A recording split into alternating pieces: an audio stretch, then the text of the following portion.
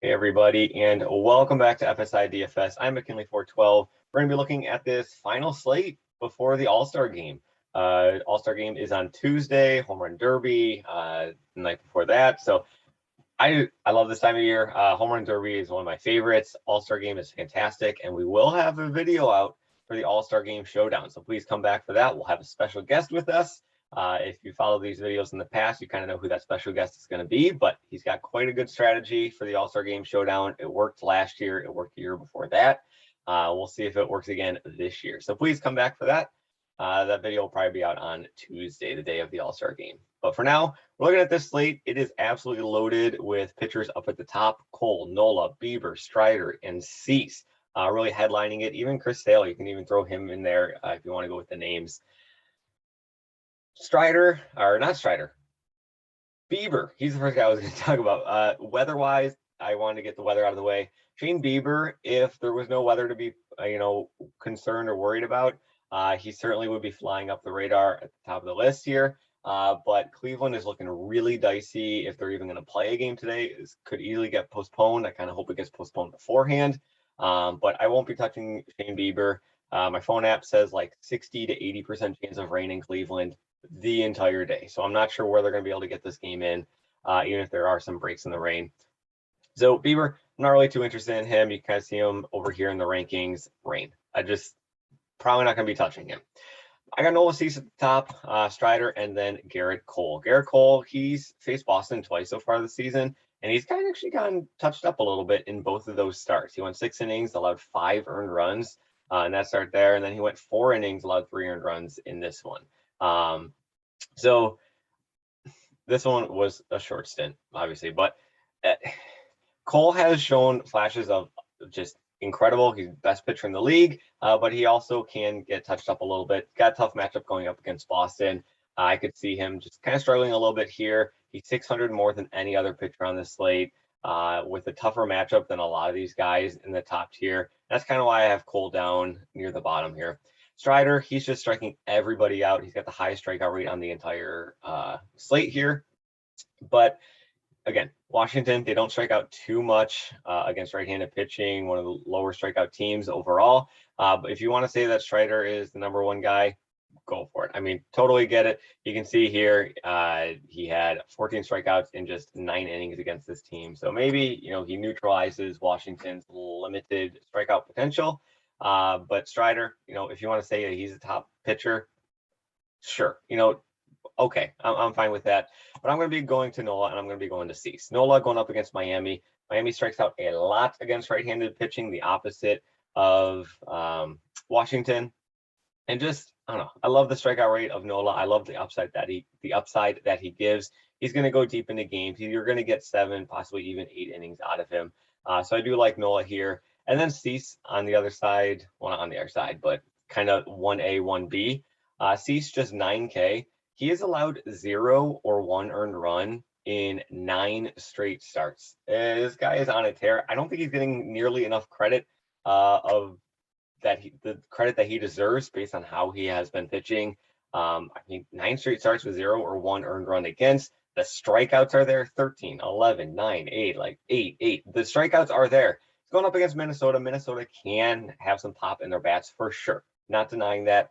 But I think with a reduced price, the form that he's been in, the strikeouts that are there, I do think he's kind of like a 1B sort of mindset. In the mid-tier, Kluber, Peterson, Sale, and Odorizzi. Again, you could throw Sale a little bit higher up in this rankings. I would understand it, but he is going up against the Yankees, and just targeting anybody against the Yankees is always a little bit dicey. He came back from the IL, so he got 78 pitches in his last start. Maybe he bumps up to like 85, maybe even closer to 90 in this start.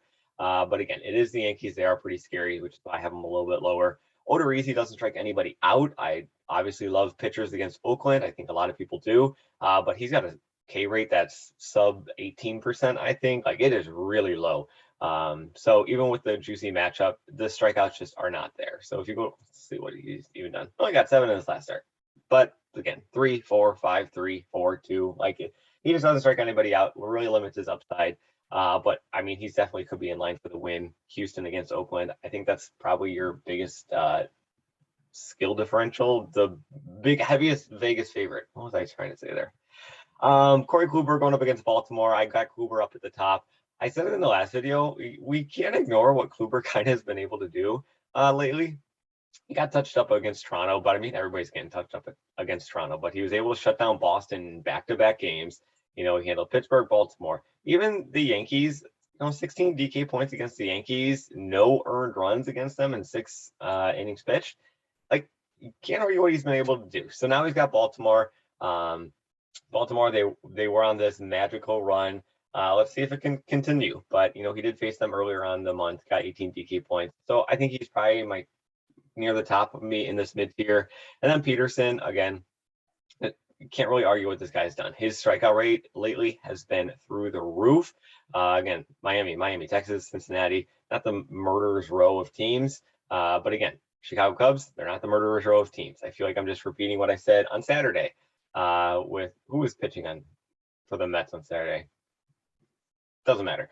But yeah, his strikeout rates have been through the roof lately. So I don't mind him. If you want to put him above Kluber, totally understand it. I'm kind of almost even talking myself into it right now, putting Peterson above Kluber. But essentially, it's those two. Sale, I think, is just a step down just a little bit just because he's going up against the Yankees. Cheap tier, it gets pretty ugly down here. I don't have too much interest amongst a lot of these guys.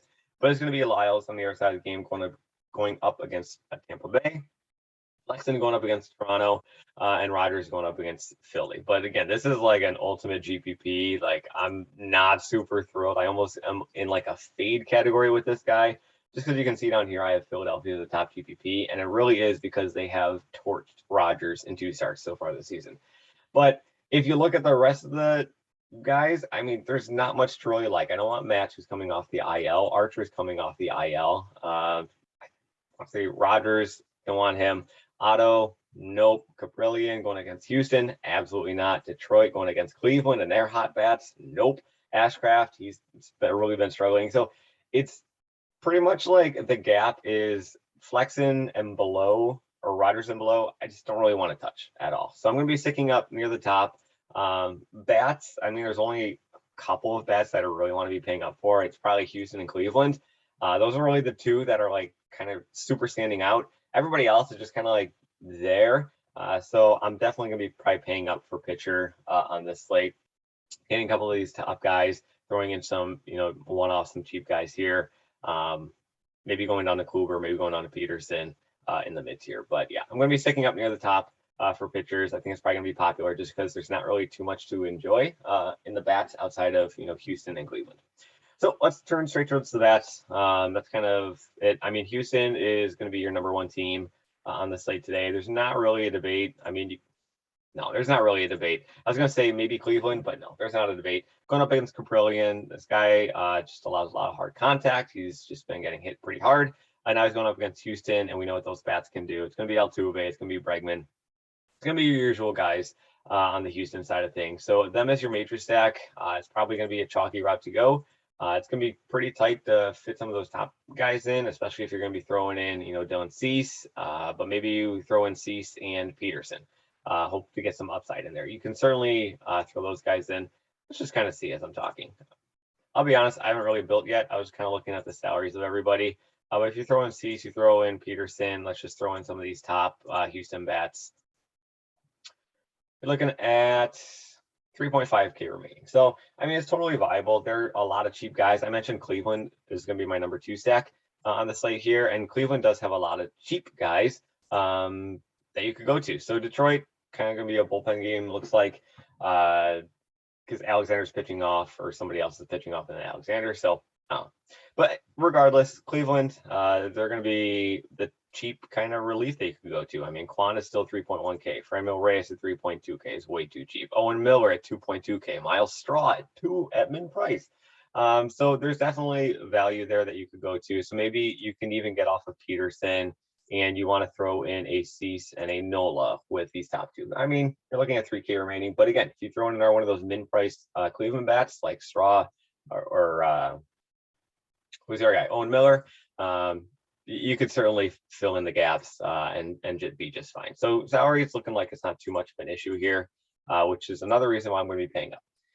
Atlanta, I love the real life team in this spot to put up a few runs, but my goodness, 6'5", 5'8", 5'6", 5'5", 5'4", 5'2", you're going through 2/3 of their lineup and you're still in the mid 5K range.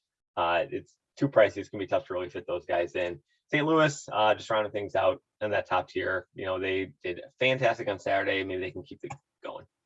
Philadelphia is my top GPP play going up against Rogers. I already talked about Rogers and how he's been touched up by Philadelphia twice so far this season. Here we go. We'll pull him up. 3.2 innings pitched. He allowed 4 earned runs in that one. And then this one, he only went 1.2 innings and allowed 7. So Philadelphia, maybe they got Rogers' number.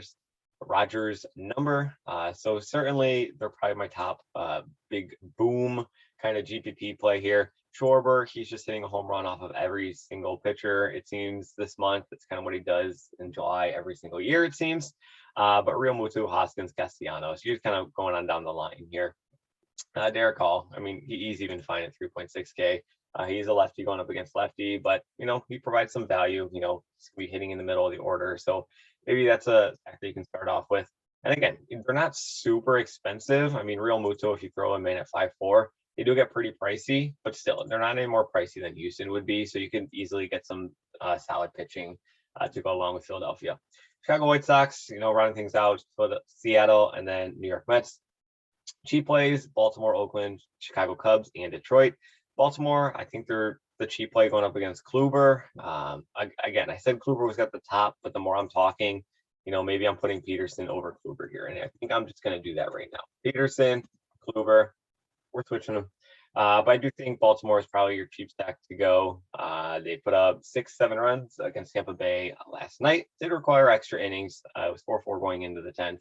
But still, I think that the form that these guys are in, the way the offense is clicking, the values of these guys, these are probably my favorite cheap tier. Oakland, I said I wasn't too interested on the Oakland side of things, but you cannot argue that these guys are just absurdly cheap, and they're going up against Odorizzi, who just doesn't strike out at anybody. So maybe they get the BABIP luck on their side here, and you can see they only have 2 guys above 3K. So they're going to have a very, very cheap lineup who's going to face a pitcher who just doesn't really strike anybody out. So maybe get a one-off here to kind of fill in the gaps of your lineup if you need. Leverage side, I got Boston. Like I said, Boston kind of, they've touched up Cole in 2 starts so far this season. Cole, I think, is still going to be very popular. So it could be a nice little leverage spot for you guys there. Minnesota going up against Cease. It's scary just because how Cease has been going. But I do like the Minnesota offense much better than Washington or Miami. And then the 150 max, the Yankees, they're kind of like the Braves in that they're just absurdly expensive. I think I counted 7 players above 5K for them. 1, 2, 3, 4, 5, 6, 7. Yeah, 7 guys above 5.1K. And then with Judge at 6'4" and Rizzo at 5'8", it's not like they're cheap. And then Carpenter, they gotta check this guy. 5.6K for him. He just continues to absolutely rake. It's absurd. Tampa Bay, Texas, and Cincinnati round things out. So that kind of rounds things up. Again, please check the rain in Cleveland with Detroit and Cleveland. So eliminate Cleveland from this top offense, and now it's getting really ugly. It's just kind of Houston and everybody else, and that's kind of what the slate's going to be. So you can go a whole lot of different directions if you want. This is just kind of where my initial rankings lie. I got some more research I'm going to be doing, but it's kind of like first look where I was at. It's Houston, then everybody else, and then Noah Cease up at the top, Strider. Those are like your top 3 pitchers. In the mid-tier, Peterson and then Kluber. And then if you do go down to the cheap tier, I'm probably not even going to be touching this. It's going to be Lyles, and then just kind of like the rest of the slate. So that kind of covers things. Thanks for watching. Please come back for this All-Star Showdown video that we're going to be having out probably on Tuesday. We're going to have that special guest for you. He's got a no fail strategy. I say no fail. I've seen it in action 2 years in a row. It's worked both times. So maybe 3rd year, we can do it again. So come back for that. And we will see you guys in that All-Star video. See ya.